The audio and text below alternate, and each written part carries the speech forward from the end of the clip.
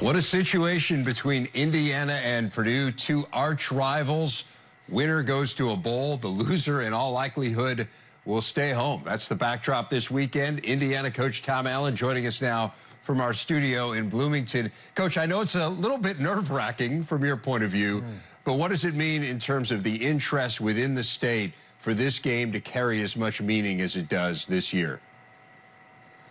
Well, I think it's huge. You know, it's great for both programs. It's great for our state, you know, just to be able to have so much at stake, you know, with this game. You know, the game in and of itself is, you know, there's just so much passion that goes into it. There's so much emotion between the two schools and the rivalries. There's, you know, families have individuals on both sides and just so much history with that. And then now you mix in the bowl ramifications that are also in play. It just intensifies the rivalry for sure. Well, you come in playing extremely well. You're fresh off your largest margin of victory in a conference game since 1990. You've won 2 straight with your backs up against the wall with no margin for error for this team. What have you learned about the Hoosiers here over the last couple of weeks?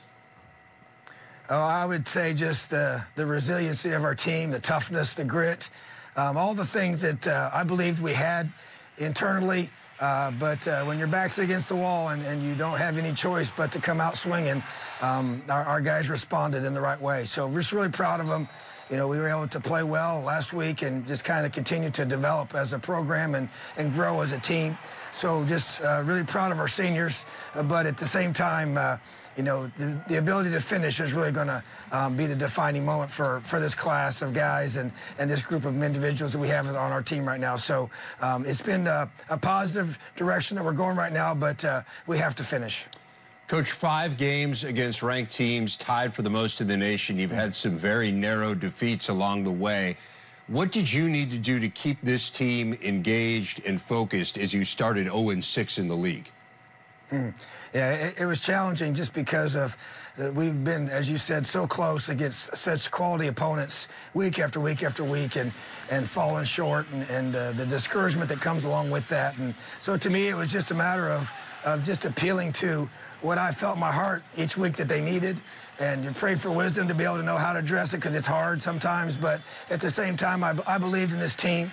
And just to continue to remind them of what we were able to accomplish each week and focus on the positive things and learn from the negative things and just grow together. But more than anything, it was about sticking to the foundations of our program, what we believe in, and just helping show them on film that we're a really good football team that just has to learn to finish and make critical plays at critical times. And that's what we have to do this weekend, and that's what we've started to do these last few weeks, and it's always about finishing. So to me, that's what's probably changed the most, and that's what needs to continue for us to be able to have the kind of finish that we want. Well, you mentioned finishing several times in there. Richard Lagow is finishing well here, and what an amazing story. I mean, here's a guy who lost his starting job to Peyton Ramsey. Then Ramsey got hurt. Lagow's thrust back into that position. What has it meant to you to watch him finish as productively as he has here? Boy, it's been, you know, great to see. You know, so proud of him.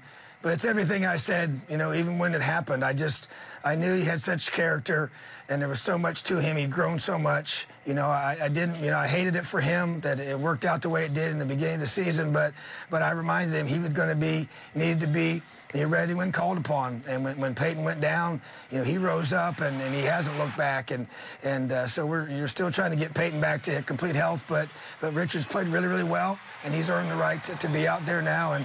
But it was critical how he handled that adversity. But I just challenged him about life and how you as a man sometimes face things that you don't like, you don't expect, you don't want, but how you respond is going to define how you are regarded, you know, either, you know, in your place of work one day or on this team. And so he's learned some valuable life lessons, but I think his true characters come shining through.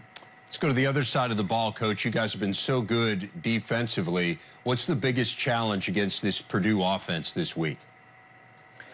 Well, they have a lot of weapons. You know, they spread the ball around quite a bit. You know, they do some unconventional things, a lot of, you know, screens and trick plays and keep you off balance that way. More, I think the perimeter game is different than we've seen here lately.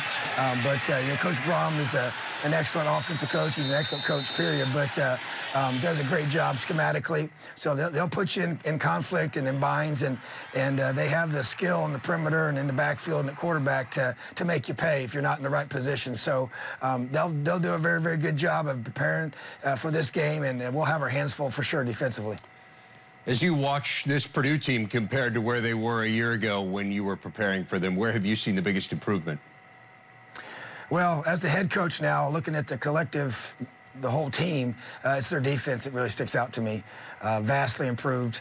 They've done a great, great job on that side of the football, and just playing with a ton of confidence. They're physical, they play hard, and we've seen them throughout the year just because of watching them, and Coach Holt's just done a great job with that unit. So that sticks out to me. And then offensively, just the ability to spread the field, throw the ball down the field and hurt you in both the run game. They've had an effective run game as well. And this is a way better football team. Special teams has improved as well. So all three phases have elevated. Coach Brom has done a great job with the team. And so we're just playing a lot better football team on Saturday than we did last year. Coach, finally, we talked about the stakes off the top and how important it is to get a win, to get into a bowl game. What would a win on Saturday mean for your program, both the notion that you'd be playing in the postseason and that victory would come against an arch rival?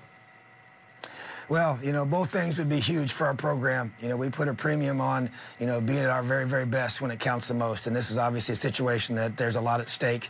It's a rival game that means so much to our fan base and means so much to me personally and our program. And you have to fight to keep this bucket that we have. And it's not going to be, something that just because we've won the last couple that has anything to do with our, success on game day. You have to re-establish that. You have to earn the right to hold that bucket up. And so it's going to be a tremendous challenge for that, for sure. And then with the bowl, chance to go to 3 straight bowl games in a row hasn't happened here very often. I had a chance to make history in some of these areas, and so a lot's at stake, but at the same time we focus on the process of preparing the same way we have each week, and our kids believe in that process, and we understand that it's how you prepare each day that's going to allow you to be successful on game day. Coach, can't wait to watch this game on Saturday. I think it's really great for the league that it's so meaningful. Have a wonderful Thanksgiving and best of luck against the Boilers. Thanks for your time. Oh, thank you. Happy Thanksgiving as well. LEO. The two